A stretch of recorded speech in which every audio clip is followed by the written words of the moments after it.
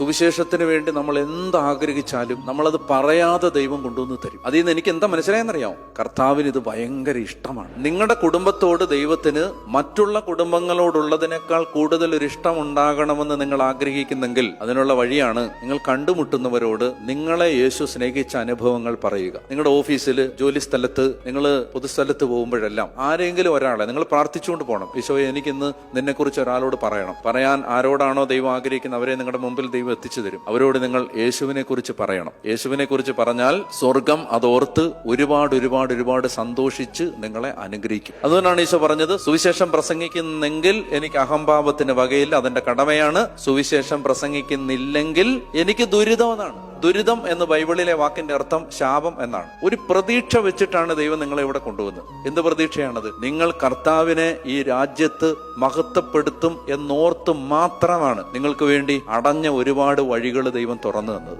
വന്നു കഴിഞ്ഞപ്പോൾ നിങ്ങളത് മറന്നില്ലേ? വന്നു കഴിഞ്ഞപ്പോൾ നിങ്ങൾ അതിനെക്കുറിച്ച് ജന്മത്ത് ഓർത്തിട്ടില്ലല്ലോ. വന്നു കഴിഞ്ഞപ്പോൾ അതിനെക്കുറിച്ച് നിങ്ങൾ ചിന്തിച്ചിട്ട് പോലും ഇല്ലല്ലോ. പള്ളിയിൽ പോകുന്ന പോലും ചിലപ്പോൾ ഒരു ബാധ്യതയായിട്ട് മാറുന്നില്ലേ? നിങ്ങൾ സുവിശേഷം പ്രസംഗിക്കണം. ഞാൻ പറയുന്നത് ഏതെങ്കിലും ഒരു സുവിശേഷ ശുശ്രൂഷയെ സപ്പോർട്ട് ചെയ്യുന്ന കാര്യമല്ല. എന്താണ്?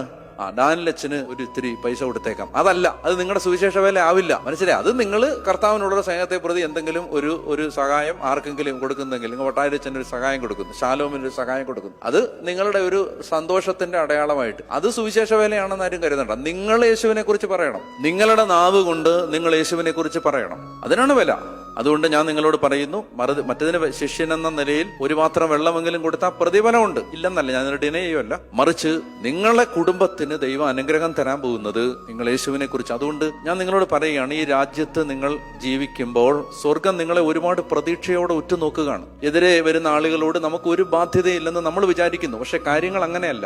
അവരോട് നമുക്ക് യേശുവിനെ കുറിച്ച് സംസാരിക്കാനുണ്ട്, നമുക്ക് അവർക്ക് വേണ്ടി പ്രാർത്ഥിക്കാനുണ്ട്. നിങ്ങളെ കൊണ്ട് പറ്റുന്ന എല്ലാ ആളുകളോടും യേശുവിനെ കുറിച്ച് പറയണം. ഇനി യേശുവിനെ കുറിച്ച് പറയുമ്പോൾ നിങ്ങൾ അതിന്റെ പേരിൽ നിന്ദിക്കപ്പെടും. നിങ്ങളെ ആളുകൾ കളിയാക്കും. നിങ്ങളെ നിങ്ങളുടെ വീട്ടുകാർ തന്നെ കുറ്റപ്പെടുത്തും. നിങ്ങളുടെ ജീവിത പങ്കാളി തന്നെ നിങ്ങളെ അതിന്റെ പേരിൽ ചിലപ്പോൾ വല്ലാതെ ബെലിറ്റിൽ ചെയ്യും. അതെല്ലാം നിങ്ങൾ എന്ത് ചെയ്യണമെന്നറിയാമോ? ഈശോ പറഞ്ഞൊരു വചനം ഓർത്തിട്ട്, എന്റെ പേരിൽ നിങ്ങൾ നിന്ദിക്കപ്പെടുകയോ അവഹേളിക്കപ്പെടുകയോ ചെയ്യുമ്പോൾ നിങ്ങൾ ഭാഗ്യവാന്മാർ, സ്വർഗത്തിൽ നിങ്ങളുടെ പ്രതിഫലം വളരെ വലുതായിരിക്കും. പക്ഷെ അവിടെ ഈ മനുഷ്യർ കളിയാക്കുമ്പോഴെല്ലാം നിങ്ങൾ വർദ്ധിത വീര്യത്തോടെ ഊർജം പ്രാപിച്ചവരായി നിങ്ങൾ ശക്തിപ്പെട്ട് അഭിമാനത്തോടെ നിൽക്കണം. കാരണം നിങ്ങൾക്കപ്പോൾ ജീവിതത്തിൽ അന്ന് വരെ നിങ്ങൾ അനുഭവിച്ചിട്ടില്ലാത്തതുപോലെ യേശു നിങ്ങളോട് അടുത്തടുത്തടുത്തടുത്തടുത്ത് വരുന്നതായി മനസ്സിലാവും. യേശു ജീവനുള്ള ദൈവം നമ്മുടെ കൂടെ ഉണ്ടെന്ന് നിങ്ങൾക്ക് മനസ്സിലാകും. അങ്ങനെ പറഞ്ഞാൽ ഒരു 2-3 പേരോട് പറയുമ്പോഴുള്ള ബുദ്ധിമുട്ടേ ഉള്ളൂ. പിന്നെ നിങ്ങൾക്ക് ഇതൊരു ലഹരിയാവും, പിന്നെ നിങ്ങൾക്കിത് ആവേശമാവും, പിന്നെ നിങ്ങളെ ലോകത്താര് തെറി വിളിച്ചാലും നിങ്ങളത് നിർത്തില്ല, അവസാനിപ്പിക്കില്ല.